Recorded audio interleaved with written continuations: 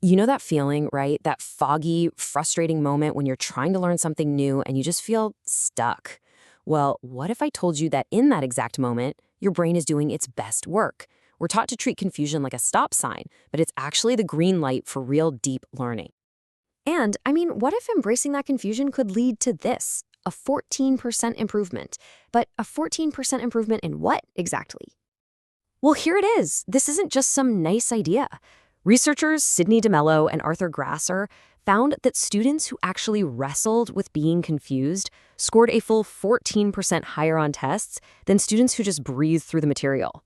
Yeah, you heard that right. The struggle was their secret weapon. So this brings us to the big question, doesn't it? How on earth can feeling totally lost actually lead to better learning? It seems like it should be the other way around. Well, let's break it down. The first thing you've got to understand is that confusion isn't a sign that you're failing.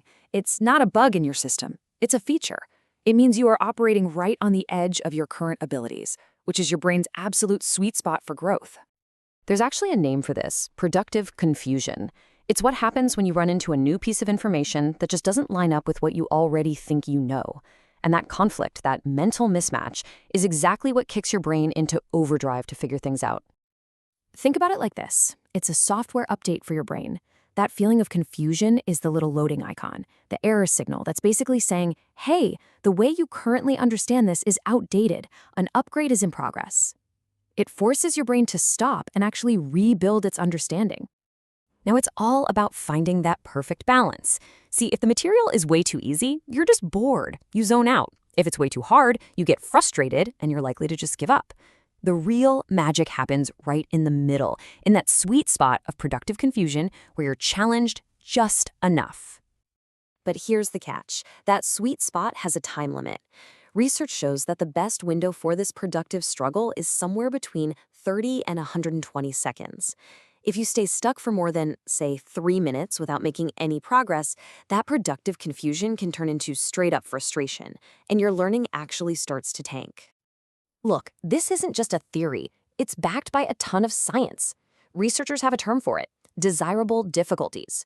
And the big idea here is that a little bit of struggle isn't just helpful for learning, it's absolutely essential.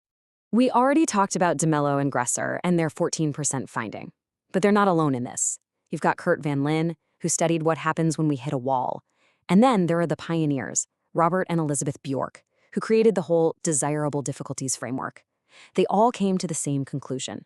The struggle is where the real learning happens. Now, let's look at this number for a second. 2.5 times. I mean, what could possibly make you learn something 250% better? That number comes from Kurt Van Leen's work on what he calls impasse-driven learning. An impasse is that moment when you just hit a brick wall. You genuinely have no idea what to do next.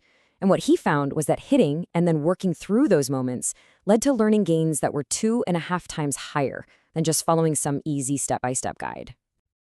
And this quote from the Bjorks just sums it all up perfectly. What they're saying is that the stuff that feels hard and clunky right now, that's what's actually building the strong, lasting knowledge. The stuff that feels easy, well, that's often the stuff we forget tomorrow. So if confusion is so good for us, why are we all trying so hard to avoid it? Well, it turns out most of us fall into a few common traps that feel productive, but are actually getting in the way of real learning. So trap number 1, the second we feel confused, we immediately Google the answer. Trap 2, we believe that a good teacher or a good course should make everything perfectly clear with zero confusion. And trap number 3, this one is huge. We mistake the feeling of flow for the feeling of learning. This is such an important difference. Flow state feels amazing, right? It's smooth, it's effortless.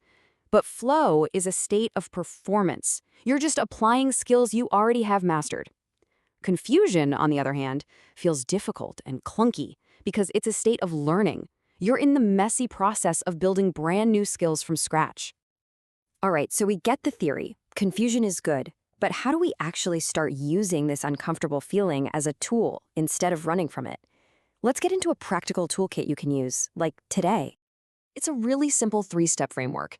First, you're going to actually create some confusion on purpose. Second, you're going to build up your tolerance for that feeling. And third, you're going to track it so you can see your own patterns. Okay, step 1 is what I call pre-confusion. Before you even watch a lecture or read a chapter, find a tough problem from the end of the chapter and try to solve it. You'll probably fail, but that's the point. It creates a little mystery in your brain, so when you finally learn the concepts, they feel like the missing puzzle pieces you were just looking for. And for step 2, you need to practice confusion tolerance. The next time you hit that wall, don't immediately reach for the answer key. Instead, set a timer on your phone for 2 minutes, maybe 5. Just give your brain a protected window of time to struggle with it alone. It's like a workout for your brain's problem-solving muscles. Ultimately, all of this comes down to one thing: rewriting the story you tell yourself about what learning is supposed to feel like. It's not supposed to feel easy and smooth. It's supposed to feel like growth, and growth is often a bit uncomfortable. So from now on, when you feel that familiar fog rolling in, I want you to remember this. Confusion is the sound of your brain literally rewiring itself. That discomfort you feel, that's the physical sensation of new connections being forged in your brain. It's the feeling of old ideas being challenged and upgraded. It is quite literally the feeling of you getting smarter. So I'll just leave you with this question.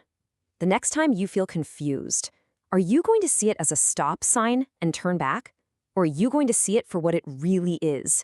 A big, bright green light, telling you that you're on the verge of some real, lasting learning.